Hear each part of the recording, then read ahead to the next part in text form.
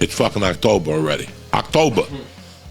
Like it's Halloween. I mean, listen, I went somewhere last week with my daughter and I already saw Christmas shit out. Yeah, Target. Like there is Christmas shit out. Usually you gotta wait till like fucking the day after Thanksgiving or while you're watching the football games on Thanksgiving. They're not waiting for dick. I mean, Halloween shit was out right when fucking school started. I've been seeing spooky shit and skeletons and stuff. So these motherfuckers are not stopping, Jack. But it's a beautiful day to be alive. We got a whole new fucking week here. It was raining all weekend in Jersey like a motherfucker. The tail end of the hurricane.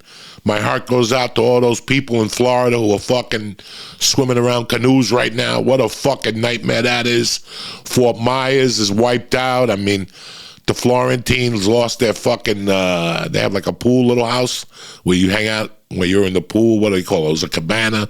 The fucking thing got ripped right the fuck off. Last night we went into the city, or Saturday night, and we were coming back, and on the Subaru it kept saying high wind advisory, high wind advisory. I'm like, what the fuck? There's no wind out. Sunday morning when I woke up, guys, I have a little table outside with a little umbrella. You go out there and write jokes and stupidity. I asked my wife what happened to the fucking table. The table was gone, and the umbrella, holy fuck. I was out Sunday morning, 8:30 in the morning in the car looking for the fucking umbrella all over the neighborhood. Not a thing. So that's just to let you know the winds we got in Jersey Saturday night. I can't imagine what the fuck was going on in fucking Florida. And it's like, you know, I mean, when I was a kid, we got hit with the 1991. And it used to be like every 7 years in Florida, every 8 years.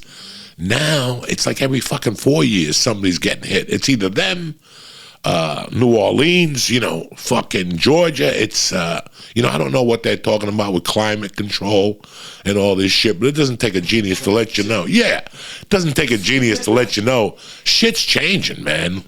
For example, when I moved to fucking Jersey, I got here in August. I was prepared to sweat my fucking balls off.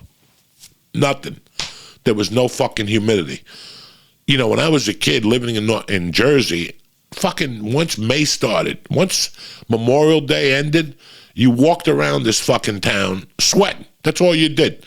That's the reason why I fucking left. I hated humidity. When we moved back here, I go, you know what? I'm a big boy now. I have to deal with the humidity. There hasn't been any fucking humidity. I remember summers in Jersey, like a week in July, where you can't fucking sleep. You just don't sleep. With the air conditioners going, the fans going, you're naked, you know, the beds, you're down to one sheet. You don't sleep because the fucking humidity won't let you fucking sleep. I remember trying to do coke, and fucking the coke would dissolve in front of you, or when you went to cut a line out, the whole stack would move with you because the humidity would get into the fucking cocaine. It affected everything. My hairdo, the smell of my asshole, because the fucking sweat, it's just terrible. So I know that this summer we had, 2 weeks of humidity maybe? I didn't feel it. It was like, yeah, it's humid out, whatever. But when I was a kid here, you couldn't fucking walk around in the summers. So I know something's going on. I don't know, you know, I'm no scientist. I don't know nothing about dick, you know, but my heart goes out to the Florida people. That's all I wanted to say. I know it's fucking tough. You know, I read some of the shit from Cuba. These motherfuckers have no food. They lost their electricity and the refrigerator. All the food went bad. There's no milk for babies, so it never fucking ends, guys. But on a fucking good note, it's a new month, a new week. I'm excited for Saturday night. Show number 2. We got Kim Condom and Sarah Winecheck opening up for me. I don't know who else will drop in. I think Lee's going to swing by. My man Mike will be there. So, yeah, it'll be a good time. I'm excited about that. I've been writing a little bit. But I got to talk to you guys about something I saw this weekend and the importance about getting entertained. I grew up a fucking movie buff, but I grew up a movie buff to take me away from what I was experiencing in my life. Like when I went to a movie theater, it was just to disappear. I went by myself. You know, the best movies I ever saw were by myself. And like we discussed before, I love every type of cinema. I like every type of music. I like all that shit. But at the end of the day, as human beings, we like getting entertained, you know? It's funny, a couple of weeks ago, I don't know if you guys follow him or whatever, it was tough not to our friend Rogan he woke up one morning and he got on a plane and went to Vegas, and he went to the ADCC. He went to the UFC, and then that night he went to the boxing match. I didn't know. The next day everybody was saying, and I talked to him. I called him like 2 days later, and I asked him, how did it feel to go? You know, because I know it's different from. He's been telling me for years how he can't wait to go to a fight as a spectator. Like, he's like, you have no idea how bad I'm waiting on, but it's got to be the right thing. I love being entertained. I love all that shit. When he told me that, I was like, I told you, man, that sometimes you just got to sit on the other end and just watch. Just watch. Whether it's a baseball game, a fucking tennis game, it doesn't matter.